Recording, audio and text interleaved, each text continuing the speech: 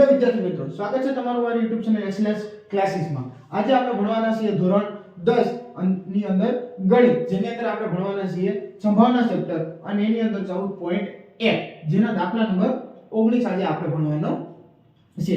આનાથી આગળના દાખલા એટલે કે 1 થી 18 દાખલા અને આ ચેપ્ટર લગતી થિયરી આપણે પાછલા બધા જ વિડિયોમાં જોઈ ચૂક્યા છીએ। તો આજે આ વિડિયોમાં આપણે દાખલા નંબર 19 જોવાના છીએ। તો ચાલો દાખલા નંબર 19 ની રકમ જોઈએ અને તેની ગણતરી કરીએ। શું આપેલું છે અહીં એક બાળક પાસે એક એવો પાસો છે, એક બાળક છે એની પાસે શું છે તો કે એક પાસો છે। કેવો પાસો છે તો કે જેની સહસપાટીઓ નીચે આપેલા અક્ષરો બતાવે છે। તો કે પાસાની સહબાજુ હોય છે, આપણે બધાને ખબર છે। તેની બાજુઓ ઉપર 1 2 3 4 5 6 એવા આંકડાઓ અક્ષરો લખેલા નથી। શું લખેલું છે તો કે એક બાજુ A B C D E આ પાંચે બાજુ ઉપર છે અને છઠ્ઠી બાજુ ઉપર A। તો A કેટલી વખત છે? 2 વખત, બરાબર। તો હવે પ્રશ્ન એવો છે, આ પાસાને એકવાર ઉછાળવામાં આવે, પાસાને એક જ વખત ઉછાળવામાં આવે છે તો પાસા પર પહેલું A મળે અને બીજું D મળે, તેની સંભાવના કેટલી? તો સરળ દાખલો છે, કઈ રીતે ગણશું તો કે સૌપ્રથમ શું લખીશું? કુલ પરિણામ। તો અહીં કુલ પરિણામ કેટલા થશે તો કે પાસાને એક જ વખત ઉછાળવામાં આવે છે એટલે સહપરિણામ થશે, અથવા તો તમે અહીંથી ગણી શકો છો 1 2 3 4 5 અને સહપરિણામ, બરાબર। પહેલું શું તો કે A મળે તેની સંભાવના। તો કે ઉછાળતા, કોને ઉછાળતા તો કે પાસાને ઉછાળતા A મળે તેની સંભાવના, ઉછાળતા A મળે તેની સંભાવના। સૂત્ર લખીશું, શું સૂત્ર છે તો તમે કહેશો કે શક્ય પરિણામ ના છેદમાં કુલ પરિણામ, અથવા એમ પણ લખી શકો છો કે ઉદ્ભવતા પરિણામના છેદમાં કુલ પરિણામ અથવા શક્ય તમામ પરિણામો। તો આ સૂત્ર થઈ ગયું છે। હવે તો કે A કેટલી વખત મળી શકે, એના શક્ય પરિણામો કેટલા છે તો કે 1 અને 2। તો A કેટલી વખત મળી શકે તો કે 2 વખત। તો અહીં શક્ય પરિણામોમાં કેટલા લખીશું? 2, શક્ય પરિણામ 2 છેદમાં કુલ પરિણામ। તો કુલ પરિણામ આપણી પાસે કેટલા છે તો કે 6, તો છેદમાં આવશે 6। તો શું થશે? છેદ ઉડશે, 2 તેરી 6 એટલે 1/3। તો શું જવાબ આવશે આપણો? શું સંભાવના મળશે તો કે A મળે તેની સંભાવના છે 1/3। બીજું શું તો કે બીજું મેળવવાનું છે D મળે તેની સંભાવના કેટલી થાય। તો મેળવી લઈએ તો કે પાસાને ઉછાળતા D મળે તેની સંભાવના બરાબર ઉછાળતા D મળે તેની સંભાવના શક્ય પરિણામના છેદમાં કુલ પરિણામ। શક્ય પરિણામ કેટલા થશે તો કે અહીં D કેટલી વખત છે તો કે અહીં જોઈ શકીએ કેટલી વખત? એક જ વખત। તો શક્ય પરિણામ એક જ થશે અને કુલ પરિણામ કેટલા છે? સહપરિણામ છે, તો 1/6। તો અહીં આ થશે આપણો જવાબ, એટલે કે D મળવાની સંભાવના કેટલી થશે? 1/6 અને A મળવાની સંભાવના થશે 1/3। તો જોઈએ હવે આપણે દાખલા નંબર 21। શું કીધું છે તો કે એક જથ્થો 144 બોલ પેન ધરાવે છે। તો અહીં કુલ પરિણામ કેટલા થશે તો કે 144, તેમાંથી 20 ખામી યુક્ત છે, એટલે કે 20 બોલ પેન એવી છે જેમાં શું છે તો કે કંઈક ને કંઈક ખામી છે। બાકીની કેવી છે તો કે બાકીની બધી સારી છે, એટલે કે 144 માંથી 20 બોલ પેન ખામી યુક્ત છે, બાકીની સારી। તો 144 માંથી 20 એટલે કે 124 બોલ પેન કેવી છે? સારી। તો કે સારી બોલ પેન કેવી છે? 124। આપણે ગણતરી કરી છે તો લખી નાખીએ એટલે આપણે આગળ કામ લાગે। આગળ, જો પેન સારી હશે તો નુરી પેન ખરીદશે। પેન કેવી હશે?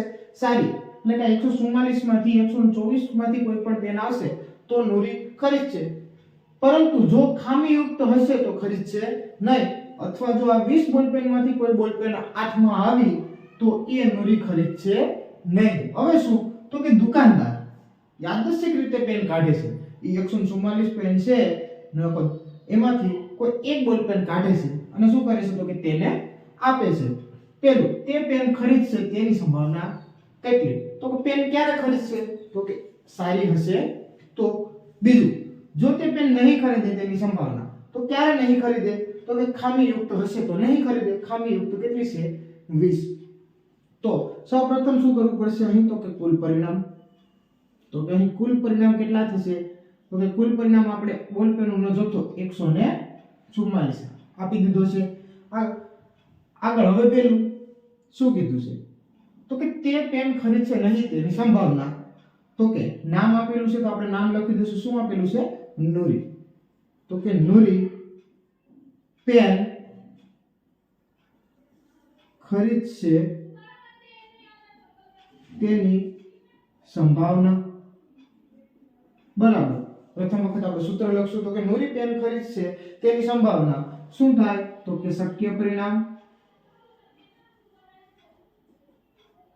ના છેદમાં શું લખીશું? તો કે કુલ પરિણામ. અથવા તો તમે લખી શકો છો કે એ ઘટના માટે ઉદ્ભવતા પરિણામ ના છેદમાં તે ઘટના માટે શક્ય કુલ પરિણામો. બરાબર. તો હવે શું? તો કે અહીં શક્ય પરિણામો. તો કે ક્યારે ખરીદશે? તો કે ખરીદશે ક્યારે? તો કે અહીં કીધું છે કે નૂરી પેન ખરીદશે ક્યારે? તો કે સારી હશે તો. સારી કેટલી પેન છે? તો કે 124. આપણે પહેલા હિસાબ કરી લીધો છે કે 144 માંથી 20 ખરાબ છે તો કેટલી સારી હોય? તો કે 124. તો આપણે લખીએ કે કેટલી સારી છે? તો કે 124 એટલે કે શક્ય પરિણામ 124 થશે. છેદમાં કુલ પરિણામ કેટલા છે? 144. તો લખી દઈએ છેદમાં 144. હવે તો કે બંને બેકી સંખ્યા છે એટલે છેદ ઉડશે. કઈ રીતે? તો કે કોઈ ડાયરેક્ટ કઈ ન દેખાતું હોય તો આપણે બે કરીને પણ છેદ ઉડાડી શકીએ. અહીં શું થશે? 124 છે તેના અડધા કરીએ કેટલા થશે? 62 ગુણ્યા 2. 144 અડધા કરીએ કેટલા થશે? તો કે 72. 72 ગુણ્યા 2. 2 કેન્સલ કરશું. 62 ને 72 એના બે ભાગ પાડી દઈએ. શું થશે? તો કે 31 દુ 62 થશે અને 72 તો કે 35 ને 36 દુ કેટલા થશે? 72. તો 36 ગુણ્યા 2 એટલે થશે 72. હજી શું થશે? તો કે 2 કેન્સલ થશે. હવે શું બાકી રહ્યું? 31 અને છેદમાં 36. 31 ના ભાગ પડશે નહીં કેમ? અવિભાજ્ય સંખ્યા છે તો અહીં 31 ના છેદમાં 36 એ જ આપણી સંભાવનાનો જવાબ રહેશે. તો કે નૂરી પેન ખરીદશે તેની સંભાવના કેટલી? તો કે 31 ના છેદમાં 36. આગળ બીજું મેળવીએ. બીજું શું છે? તો કે નૂરી પેન નહીં ખરીદે તેની સંભાવના. તો લખી નાખીએ નૂરી પેન ન ખરીદે. બરાબર. નહીં ખરીદે અથવા તો ન ખરીદે. તો કે ખરીદે નૂરી પેન નહીં ખરીદે તેની સંભાવના શું થશે? તો કે શક્ય પરિણામના છેદમાં કુલ પરિણામ. તો એ નીચે લખું છું કે નૂરી પેન ન ખરીદે. ક્યારે પેન નહીં ખરીદે? તો કે પેન ખામીયુક્ત હશે તો ખરીદશે નહીં. ખામીયુક્ત કેટલી પેન છે? 20. તો અહીં શક્ય પરિણામ કેટલા લખીશ? શક્ય પરિણામ 20 થશે અને કુલ પરિણામ કેટલા આપેલા? 144. તો 144. બરાબર. હવે શું કરશું? તો કે અહીં બંને બેકી સંખ્યા છે. બે કરીને અહીં પણ છેદ ઉડાડવાનો પ્રયત્ન કરીએ તો 10 ગુણ્યા 2 એટલે 20 થશે અને નીચે આપણે કર્યું તેમ 72 ગુણ્યા 2 એટલે 144 થશે. 2 કેન્સલ થશે. 10 અને 72 નો હજી ભાગ પડે છે 2 વડે તો 5 દુ 10 થશે અને 72 નો અડધા આપણે હમણાં કર્યા હતા 36 ગુણ્યા 2 તો 2 કેન્સલ થશે. શું આવશે? 5 ના છેદમાં 36. અહીં 5 ના અને અવિભાજ્ય સંખ્યાઓથી ભાગ પડશે ને એટલે શું? તો કે 5 ના છેદમાં 36 આપણે શું થશે? તો કે સંભાવનાનો જવાબ એટલે કે પેન ખરીદશે તેની સંભાવના 31 ના છેદમાં 36 અને પેન નહીં ખરીદે તેની સંભાવના 5 ના છેદમાં 36.